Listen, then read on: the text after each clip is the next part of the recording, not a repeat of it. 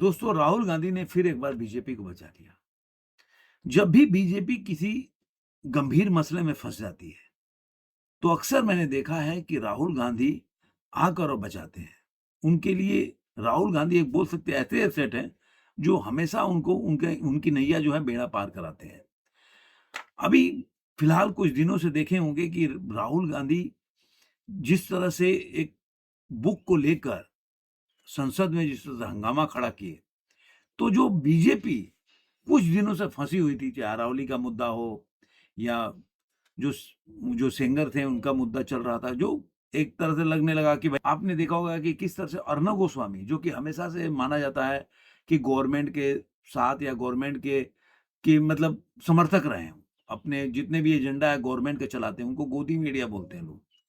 लेकिन अरावली और ये जो सिंगर का जो मुद्दा आया था, उसको लेकर वो काफ़ी प्रखर रूप से जो देखेंगे तो वो काफ़ी मोदी सरकार के खिलाफ खड़े हुए थे। और उन्होंने बहुत आड़े हाथ लिया था और कई आप डिबेट देखेंगे, जिसके बाद से एक अलग डिबेट छिड़ गया था कि क्या अर्णब गोस्वामी जो है मोदी विरोधी हो गए हैं। और आपने ये भी देखा होगा जो लोग पहले अर्णब गोस्वामी को गोदी मीडिया बोलते थे, वो लोग अर्णब गोस्वामी के समर्थक हो गए थे। उनके जो जिस तरह से उन्होंने रिपब्लिक चैनल पर जो बीजेपी के स्पोक्स पर्सन है उनका आड़े हाथों लिया, उसके वीडियो उन्होंने कट करके और उन्होंने सोशल मीडिया पर डालना शुरू कर दिया। तो ये सब मुद्दों में बीजेपी बुरी तरह घिरी हुई थी और उनको कहीं से सपोर्ट नहीं मिल रहा था देखा जाए तो। मीडिया हाउसेज भी मतलब उसमें डिबेट चल रहा था। उसमें सबसे बड़ा मामला उसी में उनका एक ब्लंडर बोलेंगे उनसे हो गया यूजीसी वाला मामला। जो एक तरह से कई स ऐसे ही कई स जो प्रॉब्लम्स हैं वो सामने मुँह बा के खड़े हैं, उसमें से एक और प्रॉब्लम आके खड़ा हो गया, वो भी बहुत बड़ा। पूरे इंडिया में प्रोटेस्ट होने लगा उसके खिलाफ।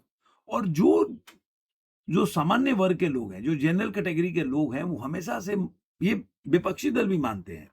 और शुरू से माना जाता है कि बीजेपी जो है, वो सामान्य या जनरल को जो पहले माना जाता है कि बनिया की पार्टी है, बाद में माना जाता है कि सामान्य वर्ग की पार्टी है। जब जैसे-जैसे कांग्रेस का डिक्लाइन हुआ, वैसे-वैसे जो लोग मानने लगे कि जो ब्राह्मण हैं या सामान्य वर्ग के जितने लोग हैं, वो बीजेपी को वोट देते हैं। अब इस यूजीसी के मुद्दे से ऐसा हुआ कि सारे जो सामान्य वर्ग के लोग हैं, उसमें एक तरह से देखा जाए जो पहले से जो ऐसा उनको लगता था ठगा-सा महसूस करते हैं कि हम सबसे ज़्यादा टैक्स भी पे कर रहे हैं, गवर्नमेंट को वोट भी देते हैं, सपोर्ट भी करते हैं, तो ना कभी भी मोदी जी ये नाम नहीं लेते कि भाई सामान्य वर्ग ने हमारा बहुत हमारा साथ दिया है या कभी भी उनके प्रेज़ नहीं करते। आपने देखा होगा कि अभी भी जो बजट उनका सेशन हुआ उसमें भी दलित, पिछड़ा का नाम है, सामान्य वर्ग का नाम नहीं लिया उन्होंने। और जब भी अगर जो पॉलिटिकल आपने देखा होगा कि मंत्रालय का वितरण होता है, तब भी वो सामान्य वर्ग हमने दलित वर्ग से इतने लोगों को बनाया, ओबीसी समाज को इतना मतलब अपने जगह पे स्थान दिया अपने मंत्रिमंडल में, इस तरह का चीज़ें करते रहे। तो इस तरह से काफ़ी टाइम से एक सामान्य वर्ग जो है, वो अंदर से उनके अंदर तो एक पीड़ा थी कि भाई ये ऐसा नहीं कि यूजीसी का विरोध अचानक से हो गया, ये पहले से एक पीड़ा था, कंटीन्यूअस चल रहा था। उसमें एक बोलते हैं ना आग में घी डालने का काम किया यूजीसी। अब यूजीसी का मामला ऐसा फँस गया तो मुझे लग रहा है गले की हड्डी। अब मुझे क्या मतलब जो खबरें आ रही थी अंदर से कि वो समझ में नहीं आ रहा था कि भाई इससे निकले कैसे बाहर? कि अगर यूजीसी के मुद्दे को अगर अंदर अगर उससे हम बैकफुट पे आते हैं या बोलते हैं कि भाई इसमें सुधार करेंगे तो ओबीसी और जो एससी-एसटी के लोग हैं वो नाराज़ हो जाएँगे। और अगर नहीं करते तो उनका जो कोर वोटर है, जो हमेशा से बीजेपी के साथ खड़ा है, वो नाराज़ हो जाएँगे। तो जहाँ और चुनाव अभी मुँह बाए खड़ा है, उत्तर प्रदेश से लेकर और पश्चिम बंगाल में। तो वो इस समय फेस नहीं कर रहा। अब कई थ्योरीज़ भी बनने लगी कि बीजेपी ने जानबूझकर किया है ये काम। तो ये भी थ्योरी है, लेकिन अगर मान के चलिए कि उनसे ब्लंडर हो गया ऐसा, जानबूझ के नहीं किया होगा और ये ब्लंडर हो गया उनसे, उन्होंने सोचा कि भाई ऐसा कुछ करे और कोई ध्यान तो देता नहीं। जैसे कि जो बीजेपी के समर्थन में जो यूट्यूब पे लोग प्राइवेट अपना वीडियो बनाते थे, डालते थे, वो उनको 2 टके का यूट्यूबर बोल के और जिस तरह से उनको चिढ़ाया गया। तो उस हिसाब से मुझे लग रहा है कि उनको लग रहा था कि इस तरह से विरोध तो होगा लेकिन इस लेवल पे नहीं पहुँच जाएगा। लेकिन उनकी यहाँ पे आकलन गड़बड़ हो गई, डगमगा गई और ये काफ़ी मतलब मुझे तो लग रहा है कि अगर सुप्रीम कोर्ट नहीं आता, हम लोग मानते हैं कि सुप्रीम कोर्ट जो है वो बीजेपी को सेव किया। क्योंकि अगर सुप्रीम कोर्ट ने इसको मतलब इस पे स्टे नहीं लगाया होता और सुप्रीम कोर्ट ने ये नहीं बोला होता कि भाई देखो, इससे समाज में और डिस्क्रिमिनेशन पैदा होगा, आप इसे बेटर लेके आ सकते थे। क्या मतलब ये इसमें क्या सामान्य वर्ग के साथ ये जाति नहीं, इस तरह की काफ़ी टिप्पणी किया सुप्रीम कोर्ट ने इसके ऊपर और इसको स्टे लगा दिया। उन्होंने बोला आज तो ऐसी प्रथा भी नहीं है, आज तो लोग इंटरकास्ट मैरिज कर रहे हैं लोग, और लोग साथ में बैठ के सब चीज़ करते हैं। मतलब ये उन्होंने सब कुछ सुप्रीम कोर्ट ने बोला। तो मैंने अपने जीवन में वो बोले कि ऐसा सब कुछ नहीं देखा, अचानक से ये किस तरह से आ गया, इसमें अच्छे तरीके से बना के लाना चाहिए। तो जो ये माना जाता है कि सुप्रीम कोर्ट ने बचाया, लेकिन यहाँ पे एक और चीज़ है। मान लिया सुप्रीम कोर्ट ने तो अदालत में बचा लिया, लेकिन जिस तरह से सड़क पे अब जो इसका स्टे लग गया, वो जी जो यूजीसी के जो समर्थन में लोग हैं, जो बिल आया था उसके, वो जगह-जगह प्रोटेस्ट कर रहे थे, अभी स्टार्ट। अब ये इस पे ध्यान मीडिया वाले फोकस करते, उसके पहले जो है राहुल गांधी अपना लेके चले या नरवणे साहब का जो प्रकाशित नहीं है वो बुक, और इनके समर्थक भी हैं ना, जो पत्रकार वगैरह हैं, जो आजकल यूट्यूब चैनल खोल के बैठे हैं ना, वो भी ऐसे ही हैं। क्या होता है ना, जब आपको किसी चीज़ को मिल नहीं रहा होता है, तो आप काफ़ी टाइम से लगता है कि अब मिल जाएगा, अब मिल जाएगा। और जब आपको लगता है मिलना है, तो आप फ्रस्ट्रेशन में ना आप उल्टे-सीधे कदम उठाते हो। ऐसे ही कुछ यूट्यूब पे चैनल खोल के बैठे हैं। वो 2014 से बैठे हैं ऐसे हाथ मुँह पे हाथ रख के कि भाई अब गिरेगा, अब गिरा इंतज़ार में, अब कुछ हो जाएगा। लेकिन भाई तुम ही लोग ऐसा करते हो कि उनको जीवन दान मिल जाता है। जैसे आपने देखा होगा क्रिकेट में जीवन दान मिल गया, उसके बाद सेंचुरी मार दिया। ऐसा कई बार देखा होगा खिलाड़ियों को। तो वो चीज़ मोदी जी को इस समय जीवनदान दिया, ये ए, राहुल गांधी ने, और उनको सपोर्ट करने वाले जो टीवी डिबेट में कह रहे हैं नहीं राहुल गांधी नरवणे साहब का किताब, क्या बात है कि उसको छुपा रहे हैं।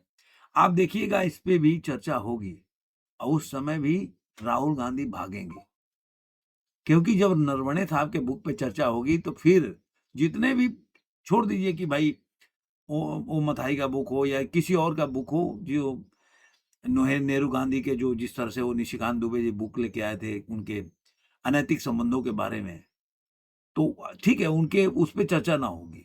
लेकिन जो ऐसे ब्रुक्स के जो किताब है जो 1962 के युद्ध पे आया हो, उन्होंने जो रिसर्च किया था, जो उस पे टीम बनाई गई थी, उसमें जो रिपोर्ट्स है वो उस पे चर्चा हो जाएगी।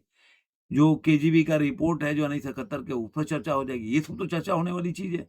इसमें तो कोई किसी का पर्सनल रिलेशन के बारे में चर्चा हो नहीं रहा। तो इस पे भी चर्चा होगी।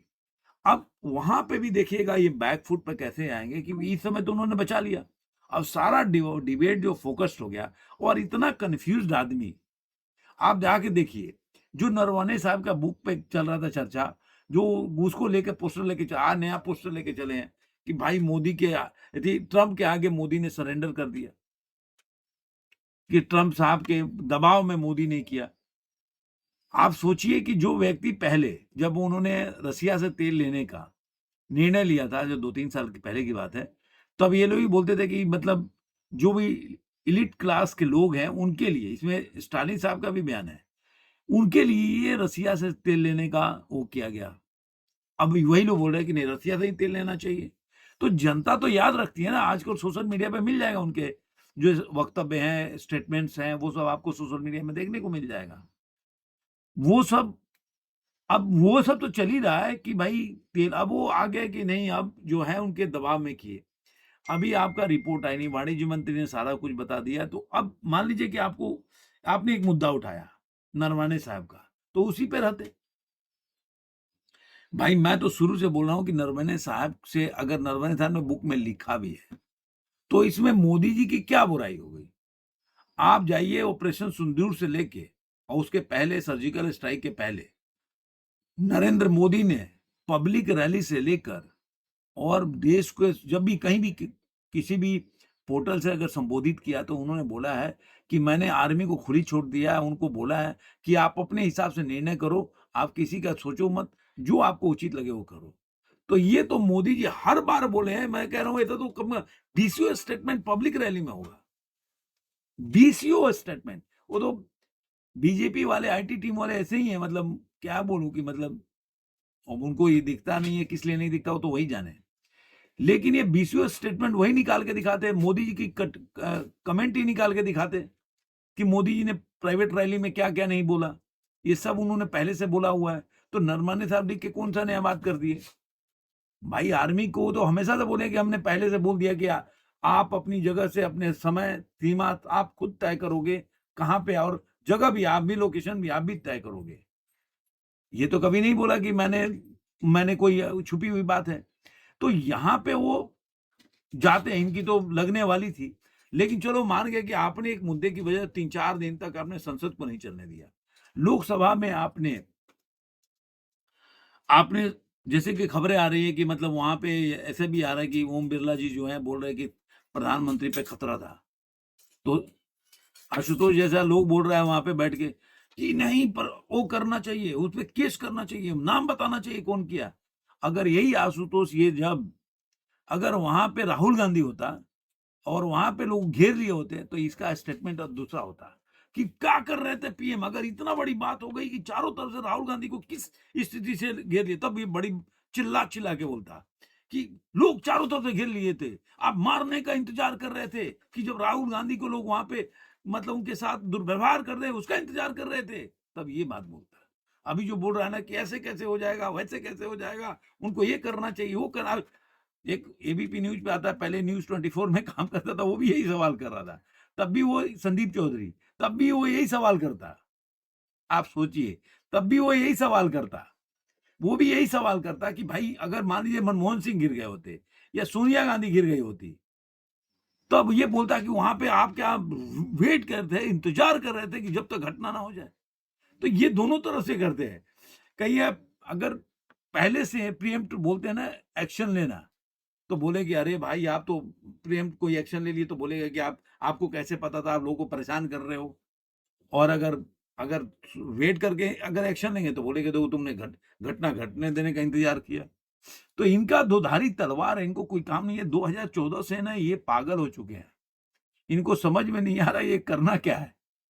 तो अब नरवणे जी का बात को भूल गया। अब नया चीज़ चल रहा है कि भाई जो ट्रम्प के अब क्योंकि वो चला नहीं। ये बंदा मुद्दा ही ऐसा उठाता है जो मुद्दा जो मतलब जो जनता देश की जनता से नहीं जुड़ी होती। ये समस्या इसके साथ है। और यही यही समस्या उन लोगों के साथ है जिन्होंने जमीन पे काम नहीं किया। चाहे अभी आपने देखा होगा आज ही नीतीश कुमार ने तेज प्रताप यादव तेजस्वी यादव को बहुत बजाया है वहां पे विधानसभा में। क्यों? क्योंकि आपने जमीन पे जुड़ को काम नहीं किया, आपको पता ही नहीं कुछ भी। लालू यादव जो भी थे, लेकिन ये लोग जमीन पे काम किए हुए होके यहाँ तक पहुंचे। मुलायम सिंह यादव हो गए, शिवपाल यादव हो गए। आप तो क्या ना आप 5 स्टार होटल में आपको खाना खाना है, बड़े-बड़े लोगों के साथ घूमना है और आके मतलब जो केजरीवाल थे हवाई चप्पल पहन के चले आते थे, तो ये वही केजरीवाल टाइप का इन लोगों ने स्टंट करना शुरू कर दिया है। तो जो केजरीवाल का हँस रहा है, सबका आने वाला है। तेजस्वी यादव का तो हो गया अभी बिहार में। अब बाकी है अखिलेश यादव का। ममता बनर्जी बहुत चल रही थी, लेकिन मुझे लग रहा है वो भी इन लोगों से इंस्पायर्ड हो रही है, ऐसा मुझे लग रहा है कि जबकि ममता बनर्जी मुझे लगता है कि आज भी वो इन लोगों से ज़्यादा राजनीति की नब्ज़ को समझती है। और जानती है कि ज़मीन पे जुड़ के ही काम करना पड़ेगा। आप चाहे आपकी आइडियोलॉजी मिलती हो, ना मिलती हो, अलग बात है। लेकिन वो बंदी जो ज़मीन में लोगों के से मिलके उसको पता है। इन लोगों को कुछ पता ही नहीं है। ये राहुल गांधी बोल दिया, हाँ, हाँ, हाँ, चलो, चलो, चलो, चलो। वो देखते हैं कि भाई यार ट्विटर पे इतना लाइक आ गया, आज सोशल मीडिया पे इतना ट्रेंड कर रहा है। अरे घंटा कुछ नहीं हो रहा है। फिर चुनाव होगा, फिर हारोगे। और फिर बोलोगे ये वोट चोरी हो गई, फिर ईडी आ गया, सीबीआई आएगा, ये सब पूरा यार सुन-सुन के बंदा आदमी थक चुके हैं सारे लोग। तो अब नया चीज़ लेके आए कि ट्रम्प के आगे सरेंडर कर दिया, अब क्यों कर रहे हैं? जबकि इनके पास कोई डाटा नहीं है कि जो भी तेल खरीदे जा रहे हैं रसिया से वो बंद करिए, वो उतना ही आज भी तेल खरीदे जा रहे हैं। इनके पास कोई डाटा ही नहीं है। और भारत हमेशा से बोलता है कि जिससे हमें फ़ायदा होगा, जिससे हमें लाभ होगा, वहाँ से हम खरीदेंगे। कोई ज़रूरी थोड़े ना कि अगर उससे सस्ता कोई तेल मिल देगा तो हम नहीं खरीदेंगे। हम बाउंड है कि नहीं रसिया से खरीदेंगे। तो ये अब देखिए मुद्दा। तो अभी उन्होंने एक बोलते हैं ना कि जीवन दान दिया। यूजीसी का मामला मुझे खुद लग रहा था कि इससे निकलेंगे कैसे? लेकिन राहुल गांधी एकदम इस समय आते हैं मोदी जी को सेव करने। और यही टाइटल मैं रखने वाला हूँ, राहुल गांधी ने मोदी जी को सेव किया, वरदान दिया।